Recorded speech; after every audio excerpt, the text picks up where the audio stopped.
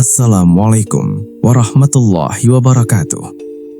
Selamat datang di cerita dari mereka.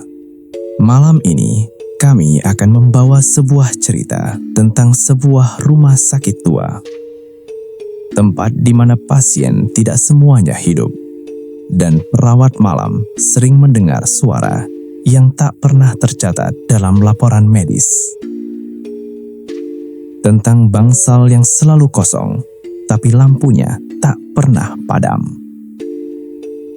Matikan lampu kamar kalian, gunakan headset, dan biarkan cerita ini menjadi bagian dari malam kalian.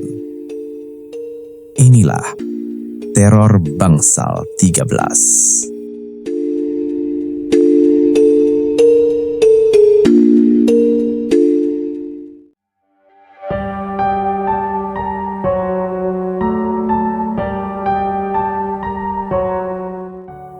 Namaku Rani.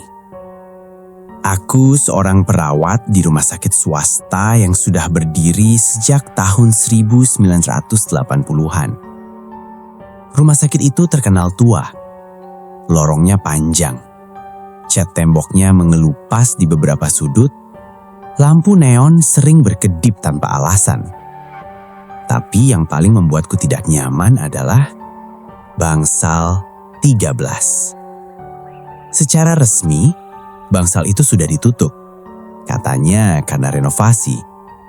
Tapi anehnya, setiap malam, daftar monitoring pasien selalu mencantumkan satu nama di sana. Pasien, Nyonya S. Kondisi stabil. Padahal bangsal itu kosong. Malam itu aku mendapat shift sendirian karena 2 rekan izin mendadak. Hanya ada aku dan 1 satpam di lantai bawah. Jam menunjukkan pukul 01.13. Monitor nurse station tiba-tiba berbunyi. Notifikasi dari Bangsal 13. Tekanan darah pasien drop. Aku menelan ludah. Ini pasti error sistem, gumamku. Tapi alarm terus berbunyi. Aku akhirnya berjalan menuju lorong timur. Lorong menuju bangsal yang sudah disegel. Semakin dekat, udara terasa lebih dingin. Lampu di ujung lorong berkedip pelan. Pintu bangsal 13 terbuka sedikit. Padahal biasanya dikunci.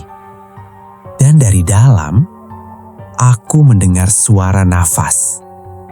Pelan, berat. Seperti seseorang sedang kesakitan. Aku mendorong pintu perlahan. Ruangannya gelap. Hanya cahaya dari lorong yang masuk tipis. Di ranjang paling ujung, aku melihat siluet seseorang. Tubuh tertutup selimut putih. Aku yakin, bangsal ini kosong. Tanganku gemetar saat menyalakan senter. Dan saat cahaya menyorot wajahnya, aku mengenali foto itu. Nyonya S. Pasien yang meninggal 3 bulan lalu akibat komplikasi operasi. Aku sendiri yang membantu memandikan jenazahnya. Tapi sekarang, matanya terbuka. Menatap lurus ke arahku. Monitor jantung di samping ranjang berbunyi pelan. Bip, bip, bip. Bu, suaraku hampir tak terdengar. Tangannya bergerak sedikit. Jarum infus masih tertancap. Kulitnya pucat kebiruan. Lalu bibirnya terbuka. Kenapa kalian meninggalkanku? Suaranya serak, seperti dari dalam air. Aku mundur perlahan. Kakiku terasa lemas. Lampu tiba-tiba mati. Dalam gelap, aku mendengar suara kursi roda bergerak. dan suara napas itu tepat di belakangku. Aku berlari keluar bangsal. Satpam tidak percaya ceritaku. Kami memeriksa CCTV. Jam 1.13, aku terlihat berdiri sendirian di depan pintu bangsal. Masuk, lalu keluar sambil panik. Tidak ada siapapun di dalam ruangan. Tidak ada ranjang berisi pasien. Tapi, saat rekaman diputar ulang, tiba-tiba muncul satu frame. Hanya sepersekian detik. Sosok perempuan berdiri di belakangku. Wajahnya menunduk, rambut panjang menutupi muka. Satpam langsung menghentikan video. "Rekaman ini jangan dilaporkan," katanya. Keesokan harinya, direktur rumah sakit memanggilku. Ia menjelaskan sesuatu yang tidak pernah diumumkan ke publik. Bangsal 13 dulu adalah ruang isolasi. 3 tahun lalu terjadi kebakaran kecil akibat korsleting kelat medis. 1 pasien tidak berhasil diselamatkan. Namanya Nyonya S. Sejak saat itu, setiap perawat shift malam selalu mengundurkan diri dalam 3 bulan. Alasannya sama, mendengar pasien memanggil dari bangsal kosong. Aku memutuskan resign. Tapi, sebelum hari terakhirku selesai, alarm berbunyi lagi. Bangsal 13. Aku tahu, kali ini aku harus menghadapinya. Aku masuk dengan membawa Al-Quran kecil di saku seragamku. Ruang itu kembali terisi. Ranjang, monitor, tirai putih.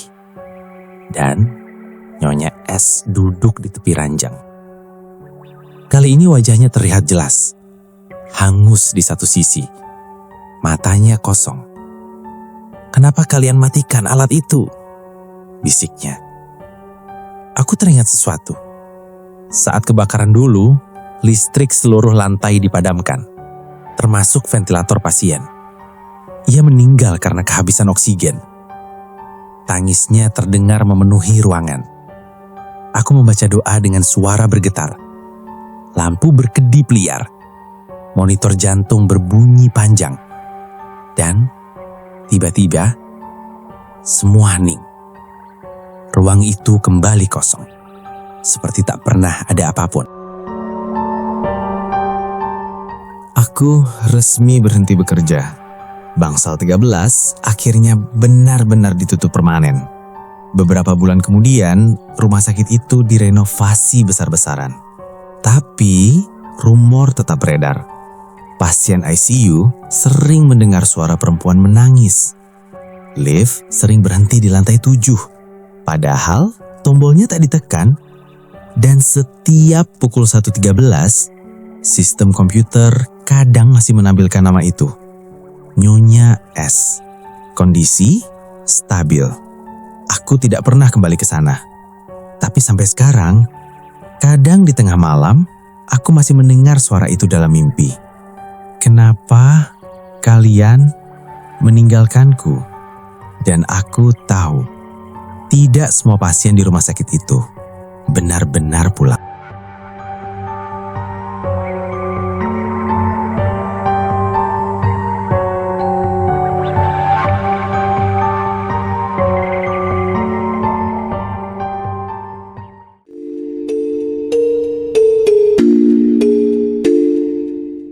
Itulah kisah malam ini tentang bangsal yang tak pernah benar-benar kosong. Jika kalian pernah mengalami kejadian serupa di rumah sakit, tulis pengalaman kalian di kolom komentar. Karena cerita dari mereka punya tempat untuk didengar. Jangan lupa subscribe dan nyalakan notifikasi. Karena mungkin cerita berikutnya datang dari kalian. Sampai jumpa di cerita berikutnya. Dan ingat, tidak semua yang sunyi berarti kosong. Wassalamualaikum warahmatullahi wabarakatuh.